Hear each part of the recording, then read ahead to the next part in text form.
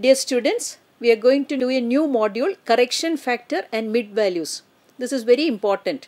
Converting from inclusive class to exclusive class, you have to use the correction factor. Then another point is that always in the statistical computation we use mid values. So we have to calculate mid values and correction factor for further statistical computations. So this module is very important. And first thing, I want to give you some general instructions. For studying a discrete variable, inclusive classes can be used. That meaning, discrete variable meaning, I told you, from one value to the next, it is not possible to get any decimal values. Number of members in a family, number of shareholders in a company, all are discrete variables. Second one, for continuous variable, exclusive classes are to be used. If it's from one value to the next value, if you are getting decimal values, height, weight, marks, temperature, these are all continuous variable. So for continuous variable, if the data is arranged as inclusive class, it has to be converted into an exclusive class for computation. So this is a golden rule, you have to remember this. Inclusive class we cannot use for statistical computation. So inclusive class we have to convert it into exclusive class. So it's always better to start the lower limit of the first class with 0 or multiple of 5. This again and again I am repeating because it's very important for further statistical calculations. Now we will see that what is correction factor. So this is used to convert the inclusive class to the exclusive class. I am going to explain with an example also. So inclusive class we are converting it into exclusive class, and with the exclusive class only we are going to do the statistical computations.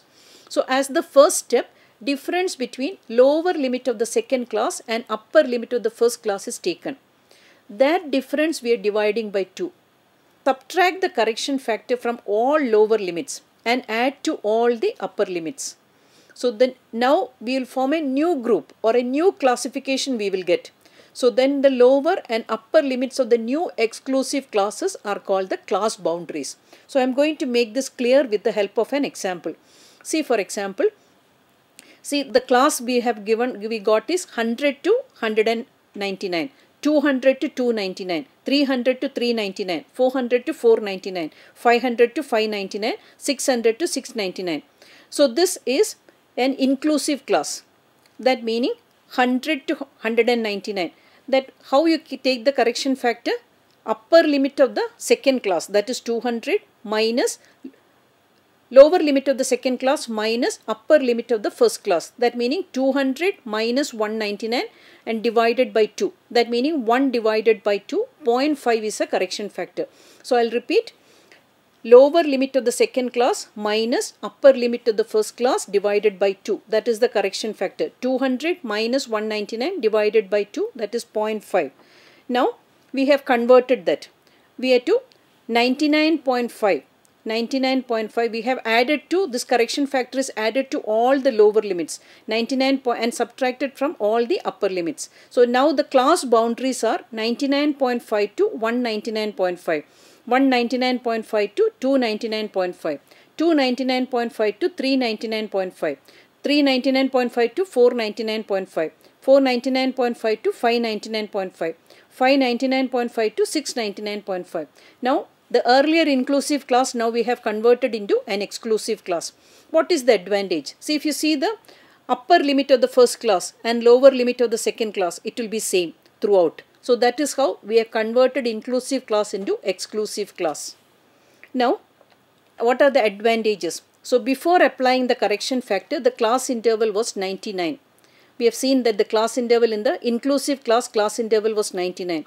After applying the correction factor, if you see the difference, 199.5 minus 99.5, that means class interval is 100. So it's very easy for computation. Always in statistical computation, we need the class interval for further computation. So if it's a 99, it's difficult to compute. Whereas if it's 100, it's very easy. Or if it's 10, it's very easy for the further computation. So that is the advantage. Now, one more point I want to explain, mid value or class marks. This is also very important for all the statistical computations. If it's a continuous series, we will always do the computation based on mid value. So mid value or the class mark is the value of the variable which is in the middle of the class. So there is an equation for that. Mid value is equal to upper limit plus lower limit divided by 2. Or we have learned that how we are getting the class boundaries. Lower class boundary plus upper class boundary divided by 2. So these two things you have to remember, that is either upper limit plus lower limit divided by 2, or if you have converted inclusive class to exclusive class, then you are getting class boundaries. So lower class boundary plus upper class boundary divided by 2. Now that is in the earlier example, if it is 100 plus 199 divided by 2 is equal to 149.5. Whereas the class boundary also, if you take 99.5 plus 199.5 divided by 2, that is equal to 149.5. So you have to remember that mid value will be same. Whether you are taking with the class limits or class boundaries, mid value will be same.